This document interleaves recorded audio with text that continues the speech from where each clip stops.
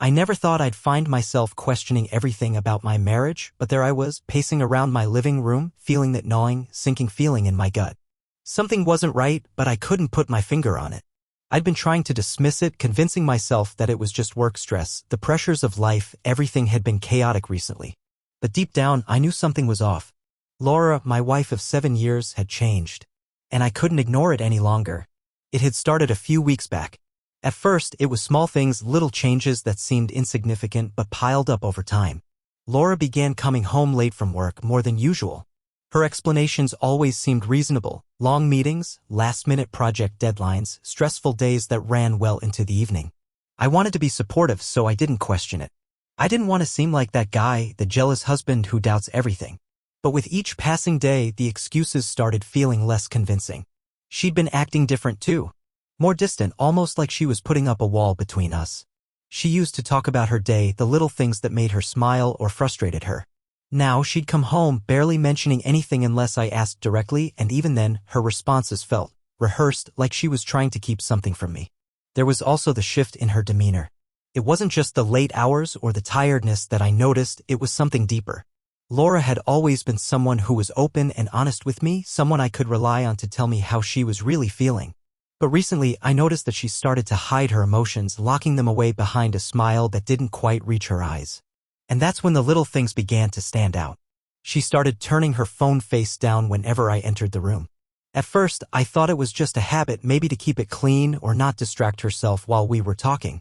But it happened more and more frequently. Her phone became an object of suspicion. She'd scroll through it quickly when I wasn't looking, always minimizing the screen or locking it when I approached. And the way she held it in her hand almost protectively made my stomach turn. The real turning point, though, came one evening when I came home after a long, exhausting day at the office. I expected a quiet night with my wife. Just the two of us, maybe a dinner, watching something on TV, relaxing together like we used to. But when I walked through the door, Laura greeted me with a warmth that felt almost forced. She wrapped her arms around me in a hug that lingered just a little too long and kissed my cheek with a tenderness that didn't feel natural. "Hey, baby," she whispered, her voice a little too sweet, a little too eager. It wasn't like her. Usually she was reserved when it came to physical affection, especially after a long day. But tonight, she was all over me, like she was trying to make up for something. Or maybe she was trying to convince me everything was fine, when deep down, I knew it wasn't. I didn't push it right away. I told myself it was just work stress getting to her and that I should be more understanding. We had both been busy. But as she pulled away, I noticed how quickly she started moving around the kitchen, making dinner as if nothing was out of place. She was trying so hard to appear normal, to make everything seem fine. But the tension in the air was palpable. Later that night, as we sat down to eat, I couldn't shake the feeling that something wasn't right. The whole evening felt off, and I kept glancing at her, trying to catch a glimpse of the woman I married. But the more I looked, the more I realized she wasn't the same person I had fallen in love with. She was someone else now. I tried to talk to her about it, asked her if everything was okay, if she was feeling all right. She responded, as always, with a smile, brushing off my concern. "I'm just tired, Jackson. Work has been crazy lately. But I'm okay, I swear." It wasn't the answer I wanted to hear, but I let it go. Maybe I was overthinking things, as I had been known to do from time to time. I didn't want to sound paranoid, but deep down I felt like I was losing grip on something. Maybe it was my own sanity, or maybe it was the trust one had in Laura. Either way, I wasn't sure how much longer I could ignore the sense of unease that settled deep in my chest. A few days later, things got worse. I came home early from work, planning to surprise Laura with dinner, but when I walked into the house, I found it empty. No Laura, no note, just the faint sound of the TV playing in the background. She wasn't expecting me home early, so I figured she was out running errands or picking up groceries.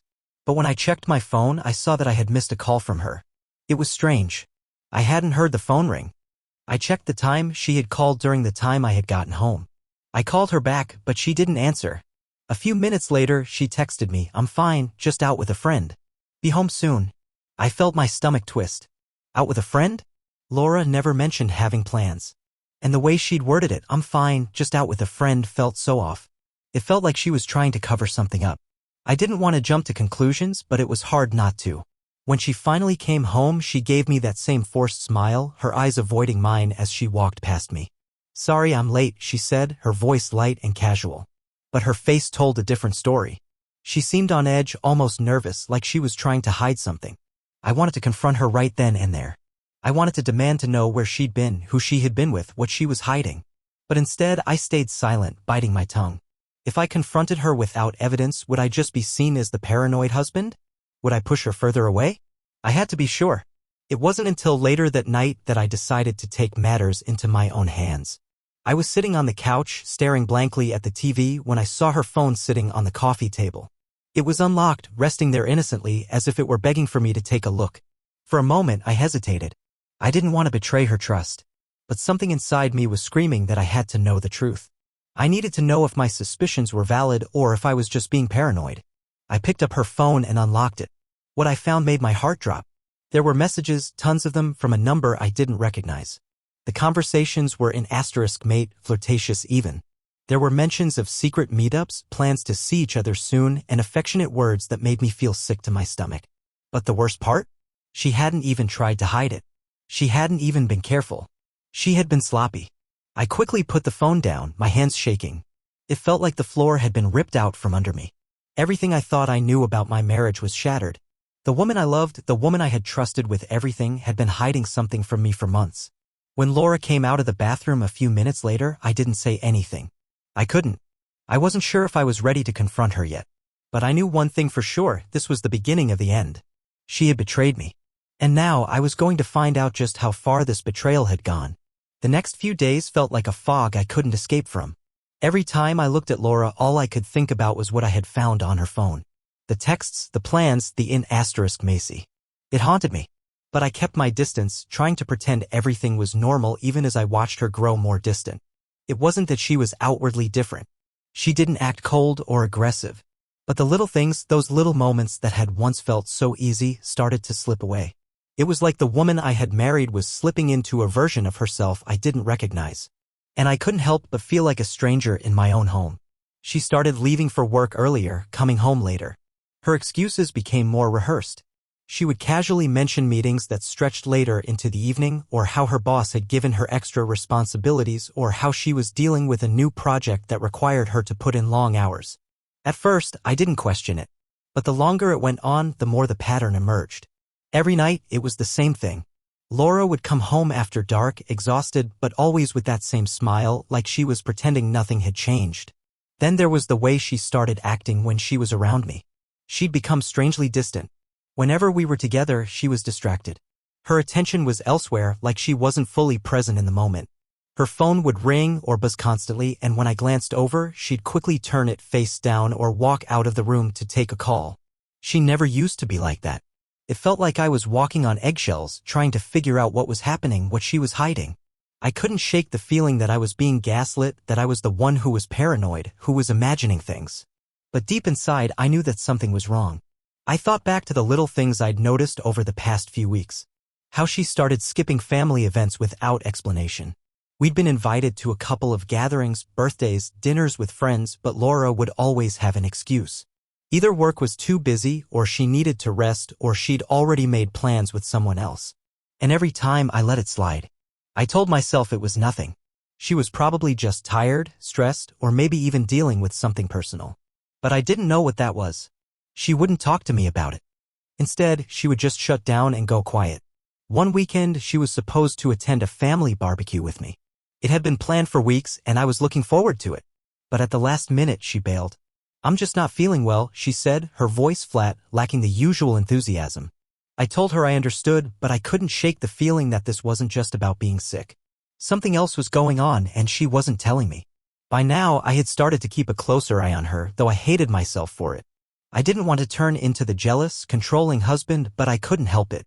My mind kept racing, piecing together every little sign that pointed to something bigger. The late nights, the missing events, the new habits. Her behavior was a puzzle, and I wasn't sure if I was just paranoid or if there was a real reason to worry. I started to notice something else, her clothes. It might sound petty, but it was one more thing that nagged at me. She'd always been a casual dresser, jeans, comfortable tops, and sweaters. But recently, she started wearing dresses more often. Not the kind you'd wear to work, but the kind you'd wear to go out. She'd always been self-conscious about her body, but now she was dressing in a way that seemed out of place. Like she was trying to look good for someone else. One night, I watched her get ready for just another late night at work, as she put it. She took longer than usual, pulling on a dress that seemed more appropriate for a date than a late-night meeting. She spent a long time in front of the mirror, adjusting her hair, checking her makeup, and when she emerged, she smelled different. Not like the perfume she usually wore, but something else, something unfamiliar. I didn't say anything, but I couldn't stop myself from noticing it. Her phone was glued to her hand again that night, and I couldn't help but think about the messages I had seen. I had already started to wonder if she was seeing someone else. The idea had been on my mind for days, maybe even weeks. But there was a part of me that refused to believe it. I didn't want to believe it.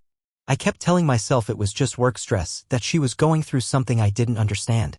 But my gut told me otherwise. After dinner, she got ready to leave, and as she walked out the door, she gave me a quick kiss on the cheek, a kiss that lacked the warmth it once had. I watched her drive away, my mind spinning. It was only 8:30 p.m., but she wouldn't be back until well after midnight. I decided to follow her that night. I didn't want to, but I had to know. I had to see for myself. I grabbed my keys and got in the car, trying to calm my racing heart. I was acting on impulse, but I needed answers. And I wasn't sure how much longer I could take the uncertainty. I kept a safe distance as I followed her through the streets, my heart pounding. She drove to a part of town I didn't recognize, a quiet area with old buildings and hidden alleys. She parked outside a small, unassuming apartment building. My mind raced. Who lived here? Why had she come here? She got out of the car and walked up to the entrance, not looking around. My stomach churned as I watched her disappear inside. I stayed in my car for a while, fighting the urge to confront her right then and there. But what could I say? What would I even ask her? It wasn't just about the late nights anymore. It was about the whole picture, the missed events, the secretive behavior, the way she looked at her phone every time it buzzed. I couldn't ignore it any longer. She was hiding something from me. And I needed to know what. I stayed there, in the darkness, for what felt like an eternity. But no matter how long I waited, she didn't come back out. My mind raced with the possibilities. Maybe she was meeting someone. Maybe she wasn't just staying late at work. Maybe there was someone else in her life. The thought made my blood run cold. But I couldn't shake it. Finally, I drove home, my heart heavy with uncertainty. I couldn't keep pretending that everything was fine. Laura was keeping secrets. And I needed to find out just how deep this betrayal went.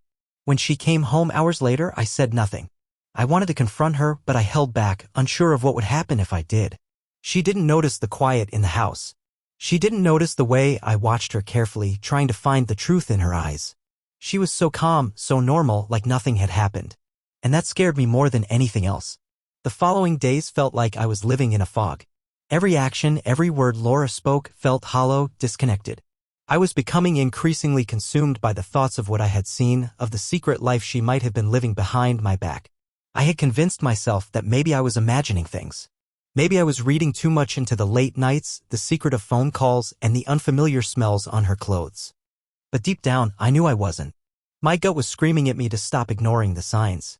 This was real, and it wasn't something I could continue to dismiss. I tried to keep my cool. I didn't want to jump to conclusions, but the more I observed, the more I realized how much I had overlooked before.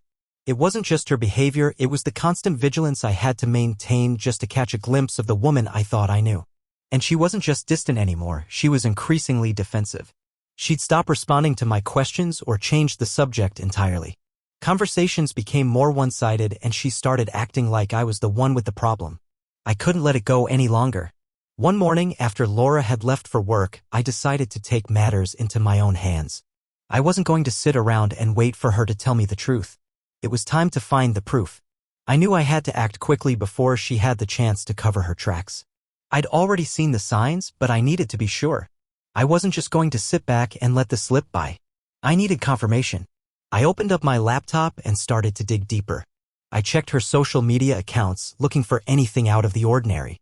I had done this a few times before, but I hadn't found anything suspicious.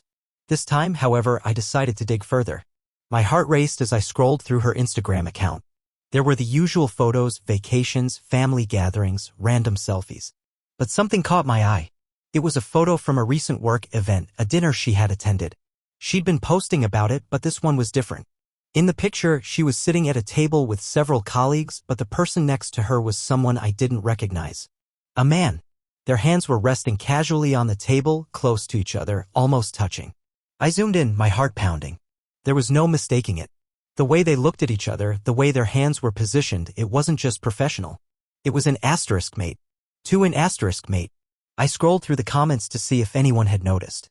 No one mentioned the man sitting next to her, but I did see a few comments from her colleagues praising her outfit, talking about the fun they had at the event. But there it was. The undeniable proof that she wasn't being truthful with me. That man wasn't a colleague, he was someone she had been spending time with outside of work. I quickly closed the laptop, trying to steady my breathing. I felt sick to my stomach. It wasn't just a feeling anymore. This was real. My wife was seeing someone else. I wasn't ready to confront her yet. I needed more. I needed to know exactly who this man was and what their relationship was. And that meant I had to keep digging. Over the next few days, I quietly watched her behavior with growing suspicion. She still had that forced smile on her face, but it wasn't the same. I could see through it now. She was hiding something. And I was going to find out exactly what it was. I spent hours researching, finding more and more details that confirmed what I already suspected. I found that the man in the photo was someone named Robert, a colleague of Laura's who she had been working closely with over the past few months. There were more pictures of them together posted on her social media, but they were always with others around. It was subtle, but it was enough. The lines between friendship and something more were getting clearer. I kept the information to myself, watching her every move.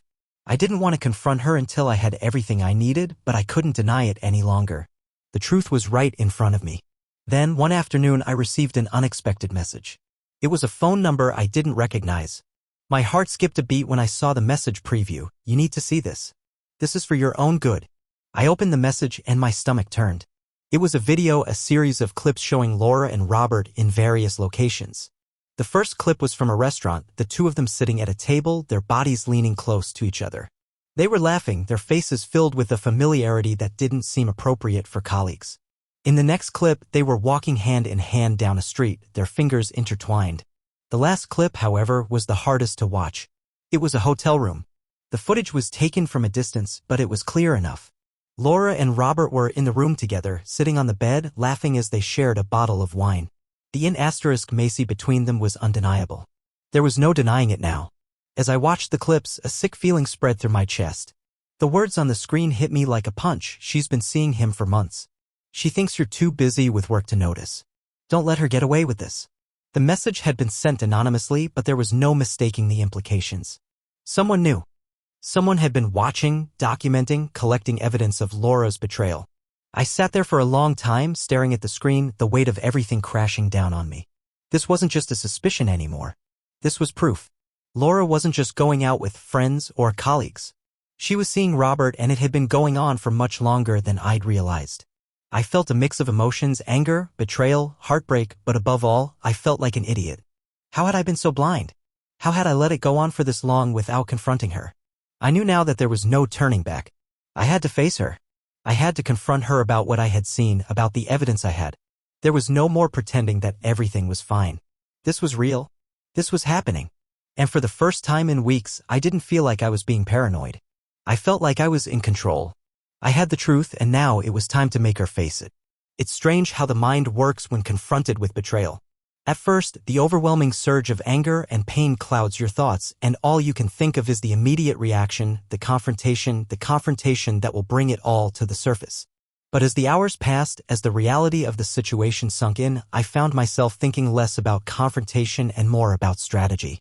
It wasn't just about getting back at Laura or punishing her for what she'd done. It was about taking control, about making sure that I could move forward and rebuild without letting this tear me apart. And if that meant exposing the truth in a way that would force her to face it, then so be it. I couldn't just let it go. The images, the videos, the clear evidence of her affair with Robert, it had to be acknowledged. She had to understand that there were consequences to her actions. But I wasn't going to give her the satisfaction of a messy, emotional outburst. I wasn't going to be that person, the one who spirals into a shouting match or an irrational, knee-jerk reaction. No, I wasn't going to give her that power. I was going to take the high road strategically. I would use what I knew to dismantle her carefully constructed world, and I would do it with precision. I spent the next few days gathering my thoughts, planning my next steps. I had the evidence, but I needed to decide how I would use it. Should I confront her right away? Should I make her feel the weight of her betrayal? No. I knew what I had to do. I had to hit her where it would matter most, not in a way that would make her feel vindicated, but in a way that would force her to face the truth, to truly acknowledge what she had done. It wasn't just about vengeance, it was about reclaiming my life. The betrayal wasn't going to define me. I would be the one to define the next chapter. I would walk away stronger. So, I reached out to Robert. I wasn't sure what to expect. Maybe he wouldn't even respond, maybe he'd deny everything. But I had to know, to hear it from the other man's mouth. I had to confirm that he knew what he was doing. It wasn't just about Laura anymore, it was about the lies, the deceit, the conspiracy they had created behind my back. I had to understand the full picture. We arranged to meet at a cafe in the city. I wasn't sure what I was going to say to him. Anger bubbled inside of me as I thought about the man who had stolen my wife's heart, or at least, had been a willing accomplice in this betrayal. But I knew that confronting him in a way that wasn't deliberate would just lead to chaos, and I couldn't let my emotions take over. This was about control. Control of my life, my emotions, and my next move. I arrived at the cafe early, sitting at a table in the corner. The cafe had a quiet atmosphere, the kind that encouraged contemplation and private conversations. The waiter gave me an odd look, like he was curious about my presence, but I didn't pay much attention. I was focused on what was to come. Soon enough, Robert walked in. He was exactly what I expected, a well-dressed, polished man, someone who had clearly thought little of the repercussions of his actions. He glanced around for a moment before his eyes landed on me. He froze for just a second, like he had seen a ghost. "Jackson," he said with an uncomfortable smile, clearly trying to play it cool. "I wasn't expecting this. I'm guessing we're here to talk about Laura." I didn't waste time on pleasantries. "You know exactly why I'm here," I said, my voice calm but firm. "You and I both know what's been going on behind my back. So let's skip the bullsh**. He shifted uncomfortably in his seat, his smile fading. "Look, man, I didn't mean for it to go this far," he began. "It started out harmless, just some office flirting, you know? But it got complicated. Complicated. I was sick of hearing that word used to justify betrayal. You're telling me you didn't know what you were doing? You didn't realize what it meant when you were kissing my wife? When you were spending all that time with her, hiding it from me?" I leaned forward, my eyes narrowing. You knew. You knew exactly what was happening. You were both lying to me." He ran a hand through his hair, clearly uncomfortable. "I didn't plan it this way, okay? I'm not proud of it. I never wanted to hurt anyone. But you have to understand. We were just what?" I interrupted, my patience running thin. "Just having an affair behind my back? Just destroying a marriage? You don't get to justify this. And you sure as hell don't get to act like it was some kind of accident. You knew exactly what you were doing." He opened his mouth to say something but stopped himself. I could see the guilt in his eyes, but there was also something else, a look of resignation. Maybe he knew he was caught. Maybe he knew I had him cornered. "I'm not here to listen to your excuses, Robert," I said. "I'm here because you and Laura need to understand that there are consequences for what you've done. I've got everything I need, the texts, the pictures, the video. And I'm not going to let either of you walk away from this without facing the reality of your actions." For a moment, there was silence between us, the weight of the situation settling over both of us. I could see Robert struggling to come up with anything to say, but the words wouldn't come.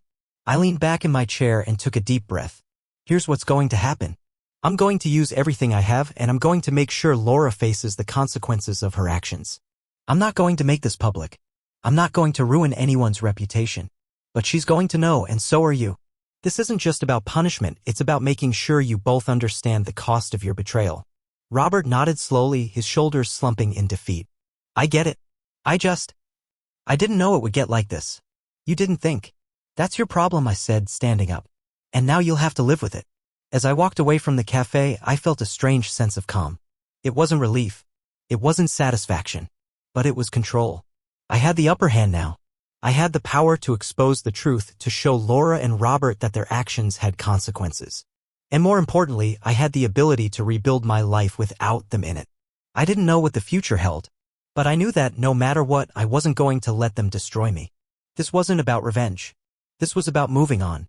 After my meeting with Robert, I felt strangely calm. It wasn't satisfaction I was experiencing, it was something else, something more powerful, control. It was as though the chaos of the last few weeks had given way to a sense of clarity. I could finally see the next steps clearly, and it wasn't about sinking into bitterness or acting impulsively. No, this was about reclaiming my life. I had spent so much time second-guessing myself, trying to figure out whether my suspicions were justified, whether I was being unfair, whether I was just overreacting. But now that I had everything I needed, concrete evidence, undeniable proof, I knew it wasn't just my intuition that was right, it was the truth. Laura had betrayed me. Robert had played a part in that betrayal. But none of that would matter in the end. What mattered now was what I did next. I couldn't let my anger dictate my actions. I couldn't let this situation consume me in a way that would leave me a shell of who I used to be. I was done playing the victim. I was done sitting around waiting for Laura to tell me the truth or for her to finally come clean. I was taking matters into my own hands, and I was going to do it on my terms. I didn't want to just expose her affair. I didn't want to create a scene that would give her the satisfaction of playing the victim, making her seem like the misunderstood wife who had been wronged. No, my plan had to be more deliberate. It had to be calculated. The first thing I did was reach out to Robert again. I didn't want to drag this out, but I needed him to understand the weight of what was happening. I had the power now, and it wasn't about making him suffer, but about making sure he didn't walk away unscathed as though this was all just some casual fling. No, this had consequences. I told him that I was going to handle things privately, that I wasn't interested in making things public. I didn't want to ruin anyone's reputation or drag this through the mud, but I was going to make sure both he and Laura understood the ramifications of their actions. He didn't argue. He didn't protest. He didn't try to justify anything. He was clearly afraid of the fallout of what might happen when Laura found out I had everything. Once that conversation was out of the way, I turned my attention to Laura. I knew that confronting her head-on would be messy, but it had to be done. She needed to understand that I wasn't just going to sit back and pretend like nothing had happened. She needed to know that I had been paying attention all along. But more importantly, she needed to face the consequences of the choices she had made. I spent the next few days preparing for the conversation I had been dreading. I wasn't going to shout or cry. I wasn't going to let her manipulate me into feeling guilty for things that weren't my fault. I wasn't going to let her turn the tables, accuse me of being the bad guy, the jealous husband who couldn't let go. I knew her tactics by now. I knew how she could twist the situation to make me seem like the villain. No, I was going to confront her with the truth, and I was going to do it on my own terms. I wanted her to understand that what she did wasn't just a mistake or a simple lapse in judgment. It was betrayal, and it had destroyed something sacred between us. She wasn't just playing with my heart. She was playing with my life. I made sure to set the stage. I had planned this out carefully. When Laura got home that evening, I was waiting for her, sitting in the living room with the photos, the text messages, the videos, all neatly organized, laid out on the coffee table in front of me. I knew she wouldn't expect it. She wouldn't know what hit her, and that was the point. She had been living in this false world where she could get away with her lies, her infidelity, without any consequences. But that world was about to come crashing down. As soon as she walked through the door, I could see it on her face. Relief, probably, because she didn't think I knew. She didn't think I had discovered the truth.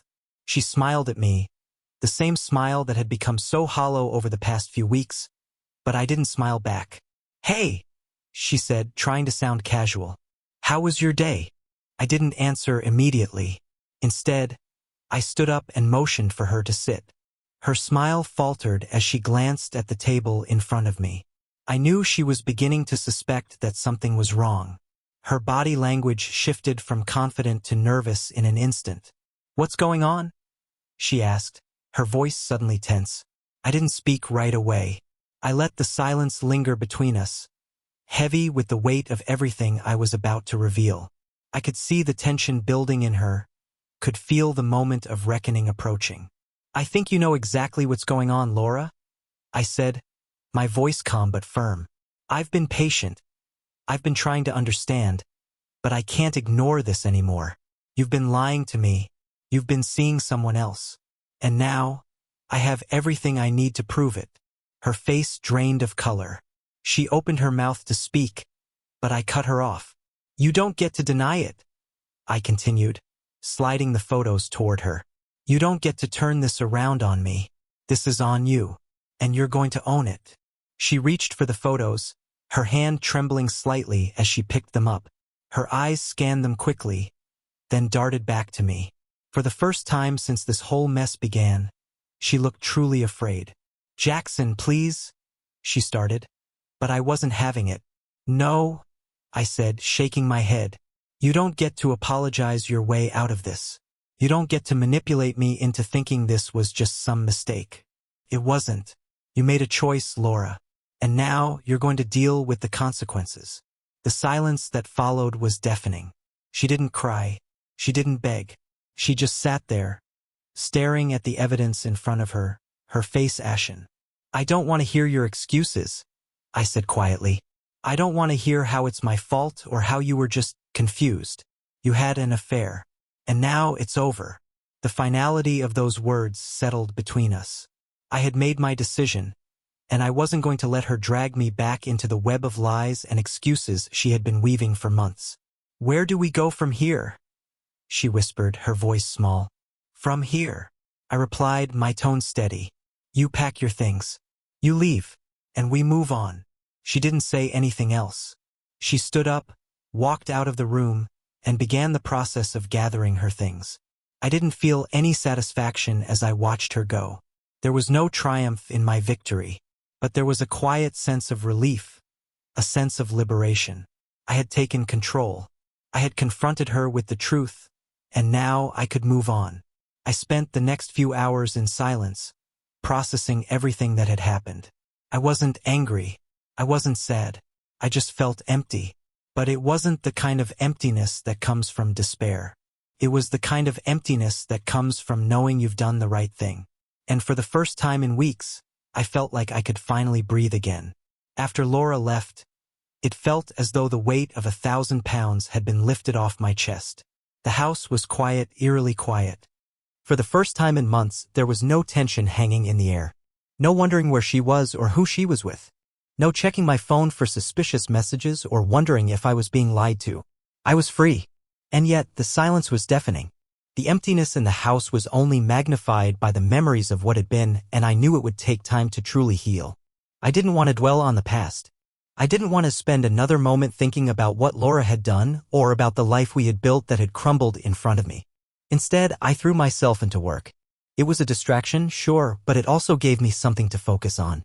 I was determined to rebuild my life, my career, and most importantly, my sense of self.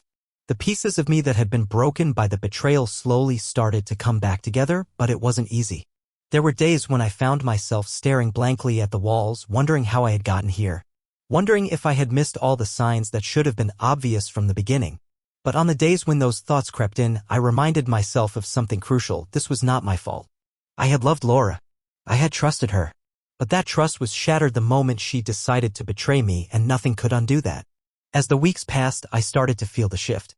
The bitterness that had once clouded my thoughts began to fade, and in its place, there was clarity. The clarity that came with knowing that I had done everything I could to save my marriage, and that it wasn't my responsibility anymore to hold on to something that wasn't meant to be. One night, I attended a corporate event for a project I had been working on. It was a celebration of sorts, marking the completion of a major milestone, and I had thrown myself into it, determined to enjoy myself for once. I wasn't expecting anything life-changing to happen, but as I stood in the corner, quietly sipping my drink, I overheard something that made my heart skip a beat. "To NYU and the boss," someone to my right said, raising their glass in a toast. I felt the room shift, like the air had changed just for me. I had heard the phrase so many times before, NYU and the boss. Laura had used it for years as a term of endearment between us, a way to say we're in this together. It was a small thing, something I had never thought twice about, but that night, it hit me like a truck. Laura wasn't a part of my life anymore. She was gone, and everything that I had thought was important, the future we had talked about, was behind me now. And for the first time in a long time, I didn't feel that familiar ache in my chest. I didn't feel regret or anger. I just felt free. Free to start over. Free to move on. Months passed since Laura's departure, and life started to settle into a new rhythm. I was no longer defined by the betrayal. I wasn't the man who had been left behind, the man who had been wronged. I was moving forward. I had my work, my friends, and the quiet solitude I had learned to cherish. Slowly, I began to see my own strength. One evening, I was scrolling through my phone when I saw a new message from an unknown number. My heart skipped for a moment, but I quickly steadied myself. I had no interest in hearing from Laura. I wasn't looking for an apology or a reason. But curiosity got the better of me, and I opened the message. It was from Laura. "I hope you're doing okay. I don't expect anything from this message. I just wanted to let you know that I'm sorry for everything. I realize now how much I hurt you, and I've been working on myself. I hope one day you can forgive me." I sat there, staring at the words, my thoughts racing. Part of me felt an old, familiar pain, a twinge of sorrow for what had been. But it wasn't anger or bitterness. It was the kind of sadness you feel when you know something was good at one point, but that chapter is over. I didn't respond. I didn't need to. What Laura had said was her way of processing her guilt, her way of trying to make amends for the damage she had caused. But I had moved past that. I had no desire to reopen old wounds or revisit the past. I had found a new sense of peace, and I wasn't going to let anyone, not even Laura, disrupt that. The days that followed brought clarity. I started to see life in a different light. My focus shifted from trying to salvage the remnants of a broken marriage to rediscovering who I was, what I wanted, and where I was going. I began to reconnect with old friends I hadn't seen in years, started picking up hobbies I'd long since abandoned, and even began to date again, cautiously, of course. I wasn't in a hurry. I wasn't looking for another relationship to fill the void that Laura had left. But what I found in those small moments, whether it was a laugh shared with a friend or the quiet joy of spending an evening by myself, was freedom. Real freedom. Not the kind of freedom that comes from running away from your problems, but the kind that comes from accepting them, facing them, and moving forward. Eventually, I received an invitation to Jennifer's wedding. Jennifer was Laura's best friend, and the invitation came with a simple note: "I hope you're doing well. I understand if you don't want to come, but I wanted to reach out. You were a big part of my life, and I'd love to see you there." I didn't feel any resentment. I didn't feel anger or even a desire for revenge. It was all behind me now. I was no longer the person I had been when I first discovered Laura's betrayal. The man I was becoming was stronger, wiser, and ready to embrace whatever came next. I didn't attend the wedding. Instead, I took the opportunity to spend a weekend at the beach reflecting on everything that had happened. I thought about the life I had once wanted, and I realized that I was no longer tied to that version of myself. I was free to create a new one that was true to who I was now, not who I had been. And for the first time in a long time, I felt completely at peace. The past was behind me. The future was wide open. And I was finally free.